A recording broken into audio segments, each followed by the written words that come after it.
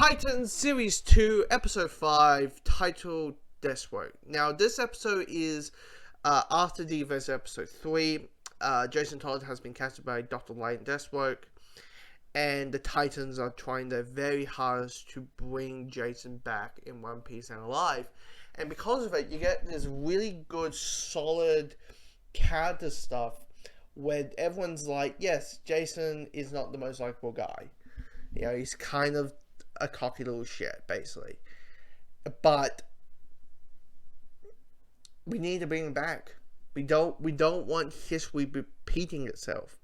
And you have characters like Beast Boy, who was there. He was like, if we didn't split up, maybe I would avent, Deathstroke and Dr. Light taking him away.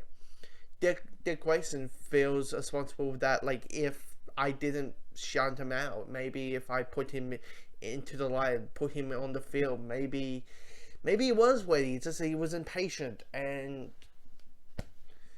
I didn't see it, so which leads to this to happen and all that. So, and even Rachel, who feels like I should have been there, I should have been with you, Garth and Jason. I should have been there because I'm the girl with the supernatural powers. I'm the one who I could easily finish this thing off in one fell swoop. So it kind of just it feels the emotion and the urgency that the characters feel to get Jason back. And then the thing that I was like, holy shit, they got right. They're like, holy shit, this is probably the best version of this character that we have got given, and that is Deathstroke. Like, Deathstroke has shown up in Arrow and a couple of the anime scenes and Justice League, the Justice League post-credit scene and all that kind of stuff in video games and that. But this probably is the best version of the character, because you feel like he is Deathstroke the Terminator. Yes, that's actually a comic thing. His name for a good chunk of years was named Deathstroke the Terminator, but then the movie came out and they're like, we need to stop that. We need to stop calling him the Terminator. But the thing is, you feel how cold he is and how he's a man of few words, but every word there's meaning, and he is not a person who bullshits. What he means, he means it. And like him just standing there and staring at like a bloody statue, you're like, Jesus. That urgency, and the suit looks fantastic. Probably the best live action suit of Deathstroke we have got given. I mean, jeez. That's why I'm like, geez, they nailed the character so well. But so I'm going to talk about the last 5 minutes of the episode, or at least for the last 30 seconds. So spoiler alert. But Jason Todd dies in this episode.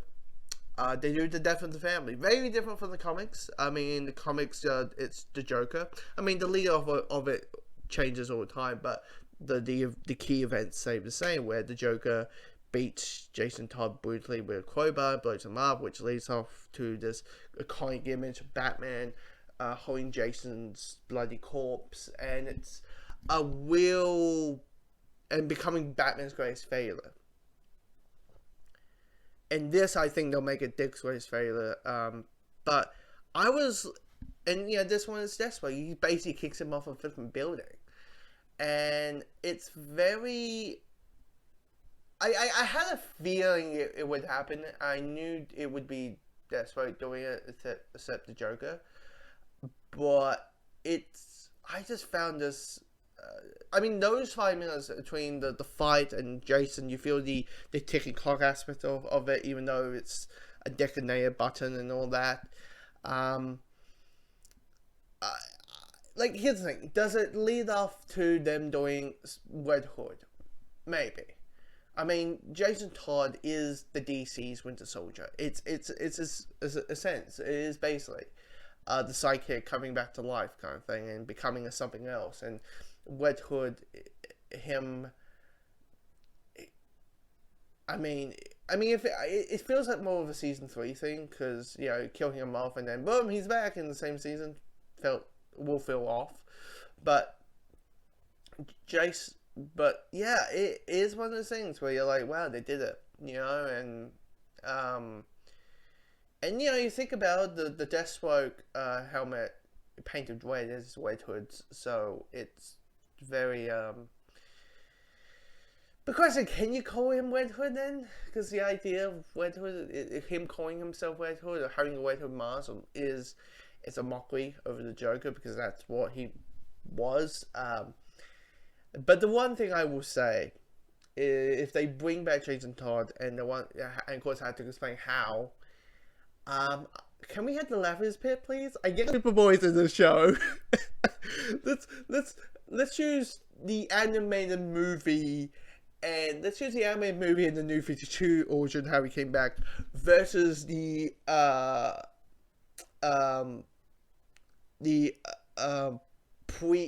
before New 52 origin, where Superboy punches reality, and then Jason Todd came back. I get Superboy's in this, but which one's a better pill to swallow? Laughers Pit, which is pretty much the Fascinating Youth, or breaking reality? Which was a better pill to swallow? The Fascinating Youth thing is a better pill to swallow than breaking reality. So, note to self, don't do that.